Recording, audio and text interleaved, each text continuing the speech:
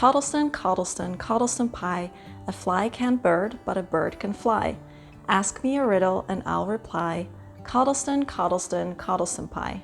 This little song illustrates the power of inner nature, of knowing our own strengths and limitations, of accepting what we don't know and allowing things to be as they are. And this is a little song that Winnie the Pooh likes to sing whenever his brain feels fluffy. Pooh Bear has an effortless way of going about life. He goes with the flow, he enjoys the simple things. The way Pooh Bear spends his days is a great illustration of the Taoist principle of Wu Wei, showing that people most successfully reach their goals when they act naturally, without forcing. When he sings "a fly can't bird, but a bird can fly," you might think, sure, that makes sense. But we all ignore this simple fact sometimes when we try to push a square peg through a round hole, trying to force things to be different than they are, much like Owl, Piglet, Tigger, Eeyore and Rabbit sometimes like to do. The Tao of Pooh by Benjamin Hoff is one of the most fun books I've read in a while, and it definitely gave me lots of really helpful and insightful nuggets of wisdom. While Winnie the Pooh personifies Taoism, nature, simplicity, happiness, his friends also reflect the human tendency to overcomplicate things in life. So today I want to share with you some things that we can learn from this silly old bear as written in the book and his advice for happiness, simplicity and self-care.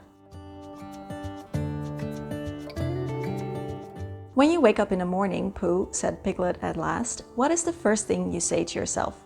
What's for breakfast? Said Pooh. What do you say, Piglet? I say, I wonder if something exciting will happen today, said Piglet. Pooh nodded thoughtfully. It's the same thing, he said. Not trying to push a square peg through a round hole. This is one of the simplest but also most eye-opening things I've read in the book. Do you remember those wooden toys that we used to have with all the differently shaped holes, like the round one and the square one and the star-shaped one, and you had to push the peg through the correct hole? I used to go nuts for these when I was a kid. And we learned very early on to always match the shapes of the pegs to the shapes of the hole, which will always be very effortless. And if we try to push a square peg through a round hole, we end up struggling and not accomplishing anything. I thought this was such a great way to illustrate the Taoist principle of Wu Wei, or the art of not forcing. And I have so many examples of this in my own life, both when I tried to do this and failed, as well as when I went about things in a very effortless way. And even though the things that happened were unexpected, they always worked out for the best. For example, when I was studying to be a dietitian and it was time for the very tedious and complicated process of applying for an internship through the school system, what I did instead was just rode my bike for 10 minutes to the nearest dietitian practice and asked her if she would hire me on as an intern, and she agreed on the spot. So not only did I get to do my internship there without any hassle, really close to home, but she even hired me on later after my internship was over. I remember my friends and classmates going through a very stressful couple of weeks applying for everything and filling out countless forms, only to end up with an internship that really was not what they were looking for, and meanwhile I already had mine taken care of. So I felt very lucky, which I was, but I also think that this is an excellent example of Wu Wei because I just looked for the very easy and simple solution that was right in front of me. Pooh, the uncarved block. The Tao of Pooh also talks about the Tao of Pooh, which is kind of pronounced like poo, but with a little bit less ooh. This means that things in their natural state carry their own natural power, and this goes for things and nature, but also for people. And in Taoism, this is referred to as Pooh, or the uncarved block. Pooh lives very simply, and he is able to enjoy the little things, the simple and the quiet. He also has the ability to do things spontaneously and have them work out, even if it is unexpected. Piglet said, Pooh hasn't much brain, but he never comes to any harm. He does silly things and they work out right. Which also brings me to my next point, which is believing in ourselves as well as in our own intuition. The first verse of Cottleston Pie goes, a fly can't bird, but a bird can fly. The second verse goes, a fish can't whistle and neither can I. And this is about knowing our own limitations, knowing what we are naturally good at, as well as what our limitations are, because that can help us to know where we want to go and what the next steps we can take to get there. thinking we can do something or that we are good at something that we really are not and are not able to learn is going to get us into what Pooh calls a place of bother. Like when Tigger told Roo that tigers are very good at flying and ended up needing help because he was stuck in a tree. But on the other hand, Pooh is also never insecure, and there is great value in believing in ourselves, in our own abilities, in taking the little risks, doing the little steps, putting ourselves out there and do what we love. Starting a YouTube channel for me was definitely a very intuitive decision that I made. I just made it because I felt like it at the time, and looking back on it, I'm really happy that I did and that I chose to believe in myself, because otherwise I never would have had the guts to put myself on the internet like this. Like Piglet said, it's hard to be brave when you're only a very small animal. And Rabbit replied, it's because you're only a very small animal that you'll be useful to this adventure. The book also has a story about a stonecutter who is dissatisfied with his lowly position in life, and he looks at a rich merchant and thinks, I wish I could be that successful. And then something happens and he instantly becomes the rich merchant. Everyone fears and admires him, and then one day he gets a visit from a government official who he still has to bow to. So he thinks, I wish I could be that powerful, and he becomes the high government official. People always fear and hate him. He gets carried around in one of those little carts, and the sun is beating down on him. I think you know where this is going. He becomes the sun. Then there's this storm cloud that kind of blocks his view of the earth. So he thinks, I wish I could be the storm cloud, and he becomes the storm cloud. Then he gets blown away by the wind, and he thinks, I wish I could be that powerful. He becomes the wind. But the wind gets stopped against a mountain, and he thinks, I want to be that powerful, and he becomes the mountain. Then he notices someone hitting a nail into the stone, and he thinks, who could be more powerful than I, the stone? And he looks down and sees the figure of a stonecutter. So I think that if we want to be happy, we can start by being appreciative of who we are and what we've got. We can always learn, we can always grow, we can always develop skills. But I think it will always be better if it comes from a place of contentment and self-acceptance. As Benjamin Hoff writes, happiness isn't waiting somewhere just out of sight. It's part of a continuous cycle that begins right here. The moment before you eat the honey. What do you like doing best in the world, Pooh? Well, said Pooh, what I like best.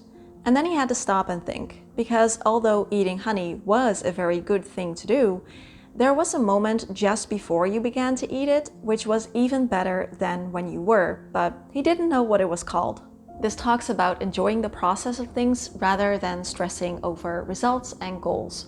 The honey doesn't taste so good once it's been eaten, and our goals stop having meaning once we reach them. So if we can focus on enjoying the rewards of reaching our goals, as well as enjoying the space between them, the process of working on them, then we can enjoy all the time that we have to spend. I think with most things, the most fun is in the wanting and the working on, not necessarily the having. For me, focusing on the process instead of stressing about the end results and my goals has been the way that I've reached most of my goals.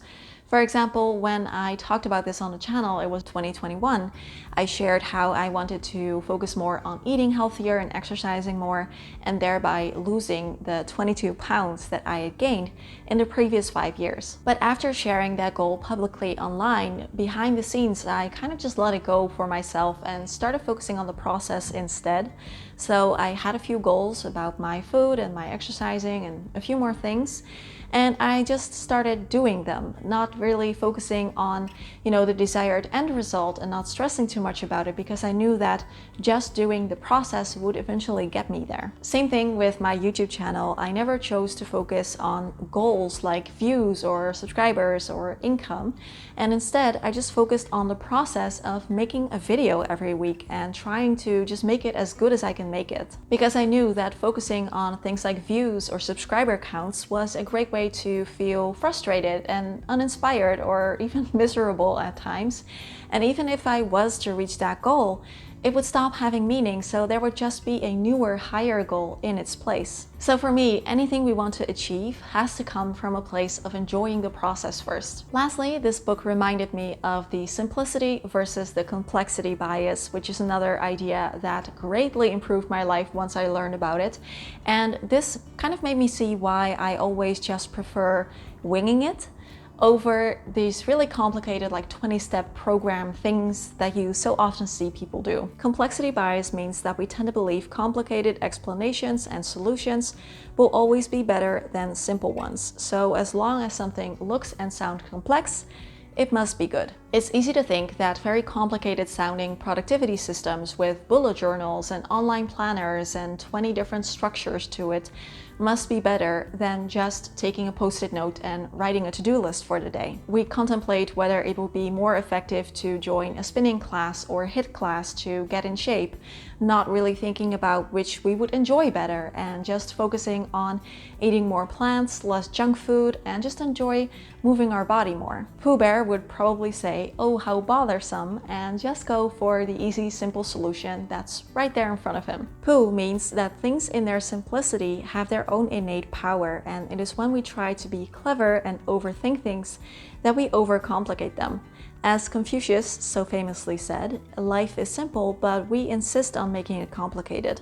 Now, of course, we don't all live in the forest with all of our friends enjoying all kinds of hummy sort of days, and we don't have time to just sit underneath a tree all day eating our favorite snack.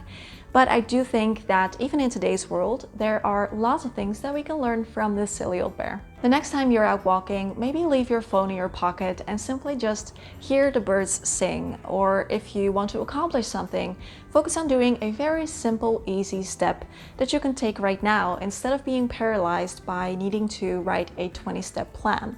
And if it is a hummy sort of day, maybe visit a friend and enjoy a cup of tea. Don't underestimate the value of doing nothing, of just going along, listening to all the things you can't hear, and not bothering. Now that I'm almost done filming, Pooh Bear would probably say, "How about a little something?" And I would say, "I shouldn't mind a little something." Please let me know your thoughts in the comment section down below, and also let me know who is your favorite Winnie the Pooh character and why. A really big thank you to my patrons who are supporting the channel and helping me to keep making these videos. If you're not already there, consider joining. There are over 80 videos up that you can binge and catch up on if you want, plus 2 more that I share every month. We have a really nice, fun, supportive community there. You can join and cancel anytime, and I would love to see you there. So you can go to patreon.com/simplehappyzen. As always, questions, comments, conversations down below. Have a wonderful day, and I will see you again next week. Bye bye! While I really enjoy the Taoist childlike nature of Pooh, I have to honestly admit that most of the time I relate more to Piglet.